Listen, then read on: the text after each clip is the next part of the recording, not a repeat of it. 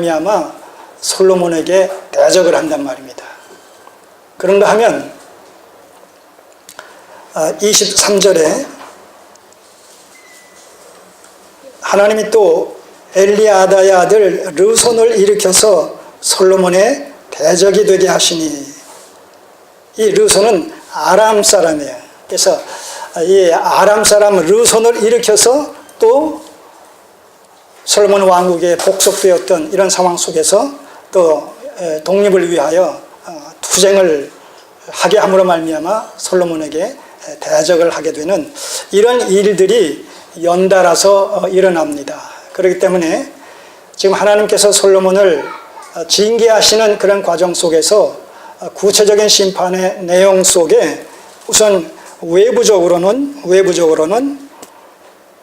에돔의 하닷 그리고 아람의 르손을 통해서 독립투쟁을 하게 하심으로 말미암아 궁극적으로 솔로몬에게 대적해서 그 가시가 되게 하신다는 것이죠. 여기서 특별히 우리가 그 말씀, 솔로몬의 대적이 되게 하셨다, 솔로몬의 대적이 되게 하셨다, 이것은 저들에게 솔로몬에게 대적하도록 저들의 마음을 하나님께서 충동시키셨다, 그런 의미가 아니라 저들이 주어진 여건상 그들은 끊임없이 독립하고자 하는 그런 열망이 있을 거 아니겠어요. 그런 것들이 어떤 계기에 이제 표면화되어지고 구체화되어져서 나타나게 되어진다는 것이죠. 그러니까 이것은 철저하게 저들의 자유의지의 발로란 말입니다. 근데 그 자유의지의 발로가 바로 하나님께서 솔로몬을 우상숭배 죄로 말미암아 응징하시려는 심판하시려는 그런 하나님의 절대 주권적인 섭리 역사와 어떻게 돼요? 맞물려 있다는 거예요. 맞물려 있다는 거예요. 그래서 하나님의 뜻이 세상 역사를 방편 삼아 진행되어질 때 하나님의 절대 주권과 인간의 자유의지가 서로 충돌함이 없이 신묘하게 조화와 균형을 이룬다, 이 표현을 늘 제가 쓰지 않습니까? 예.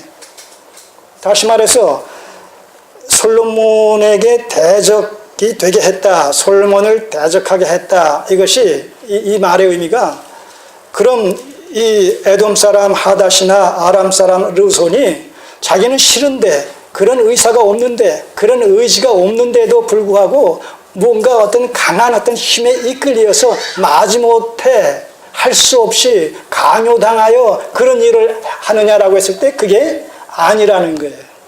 마치 아담과 하와가 선악과를 따먹음으로 말미암아 불순종할 때에 그것이 하나님의 절대 주권과 맞물려 있는 사건인데, 그때 그들은 선악과를 따먹지 말라고 했으니까 자기는 따먹고 싶지 않은데도 불구하고 마지못해 이 사단의 미혹에 의해서 그냥 따먹은 것이 아니란 말입니다. 자유의지가 거기에 발동이 되어지고 욕심이 잉태해서 하나님과 같이 높아지려는 그런 극치의 어떤 그 자존심, 이런 것에 미혹을 받아서 그렇게 됐단 말입니다. 근데 그 결과는 어떻게 됐어요? 하나님의 주권적인 뜻을 이루는 일이 되어버렸단 말이죠. 항상 이 하나님의 절대 주권과 인간의 자유의지의 이런 절묘한 조화와 균형이라는 것을 늘 우리가 염두에 둘 필요가 있어요. 그러니까 세상 역사가 하나의 방편이 되어져서 궁극적으로 하나님의 구속사, 하나님의 뜻이 이루어지는 이런 그 맥락에서 봤을 때에도 세상 역사가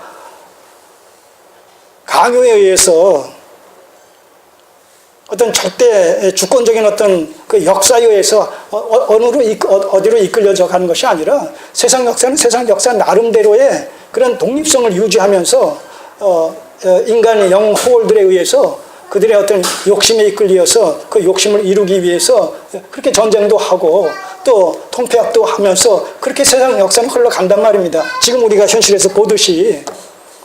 그러나 그것이 단순히 인간의 어떤 욕심에 의해서 좌우되는 것이 아니라 겉으로는 그럼에도 불구하고 그런 걸 같이 여겨질지라도 이면에 있어서는, 본질에 있어서는 바로 하나님의 뜻을 이루시는 일에 그 세상 역사가, 세속사가 하나의 도구로서 방편으로 그렇게 사용되어진다는 거예요.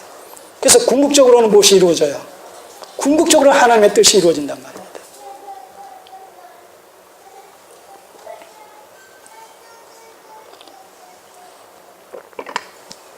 그래서 세상 역사의 주관자는 하나님이시다. 세상 역사의 주관자는 하나님이시다. 여러분, 세상 역사의 주관자가 하나님이시고 세상 역사가 하나님의 기뻐하시는 뜻대로 뜻을 이루시는 일에 방편적으로 사용되어진다라고 했을 때 그 하나님을 우리는 누구라고 부릅니까? 그리고 우리는 그분의 누굽니까?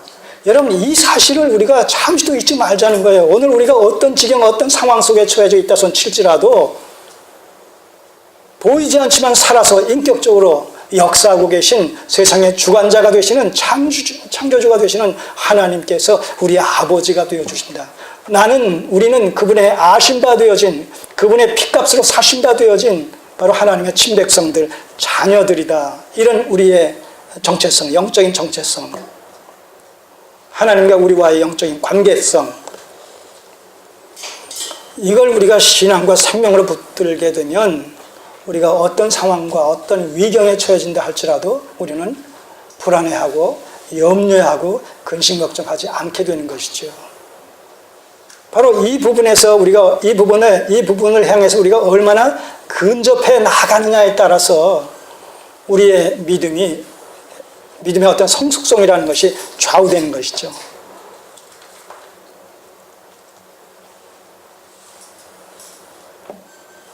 여기 소종이도 있고 저기 우리 결의도 있습니다만 밤길을 가든 비바람이 빗길을 가든 또 어디 먼 거리를 가든 간에 아빠와 함께, 엄마와 함께라는 그것이 전제되어질 때 그들에게는 염려와 근심과 불안과 걱정이라는 마음을 품어야 안 품어요? 안 품는단 말이죠.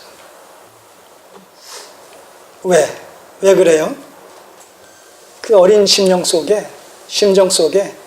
부모를 향한 전폭적인 신뢰의 믿음이 있기 때문에, 믿음이 발휘되기 때문에. 여기 와서도 쉽게 다른 사람한테 안 가잖아요.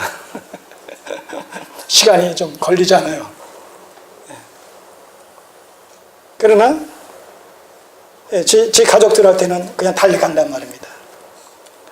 우리가 하나님을 향한 전폭적이고 전인적인 신뢰의 믿음을 갖게 되면, 그리고 그 하나님이 어떤 분이라는 사실을 우리가 알진데, 그리고 우린 그분의 어떤 자인가라는 사실을 알진데, 그 관계성을 알진데, 상황이라는 것은 극복되어질 것이란 말입니다. 극복되어진다는 것이죠. 어떤 상황이라 할지라도.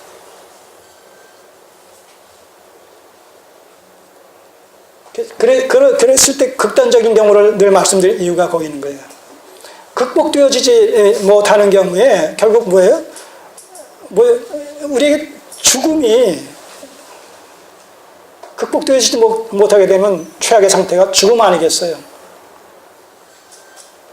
성도의 죽음은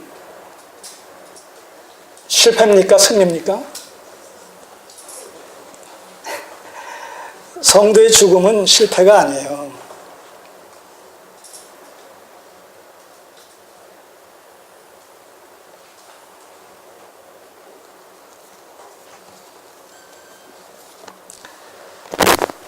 이런 사실들을 우리가 총체적으로 인식을 하고 이해를 하고 정리를 해서 그것을 믿음으로 딱 붙들고 살아가야 되겠다는 것이죠. 그런 심정 속에는 불안의 그림자라는 것이 드리워질 여지가 없는 거죠.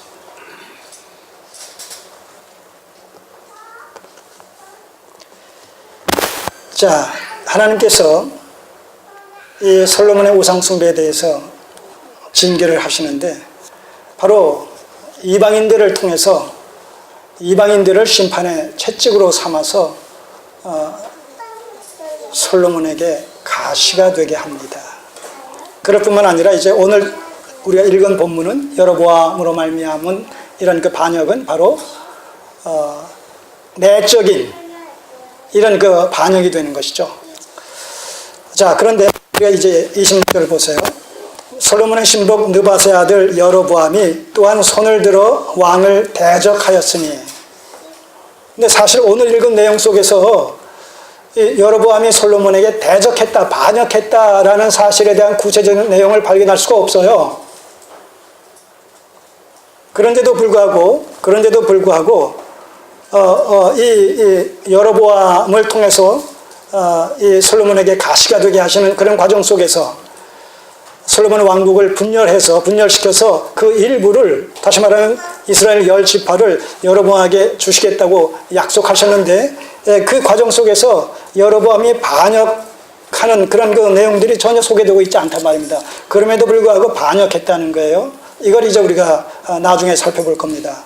자, 26절에서 그렇게 해서 왕을 대적했다라고 얘기할 뿐만 아니라 계속해서 그 중간에 보시면, 저는 에브라임 족속인 스레다 사람이요 그 어미의 이름은 스루야니 과부더라. 저가 손을 들어 왕을 대적하는 까닭은 이러하니라. 자, 여기 다시 한번 또 이 여로보암의 행위가 솔로몬에게 대적이 됐다라는 그런 그 의미로서 소개를 하면서 그 자초지종을 얘기합니다. 27절부터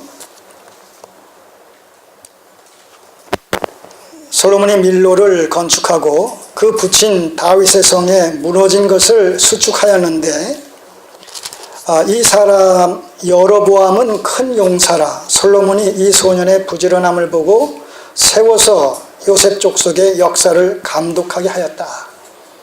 자, 솔로몬과 여로보암의 이제 인연이 어떻게 맺어지는지 그 과정을 여기서 소개를 합니다.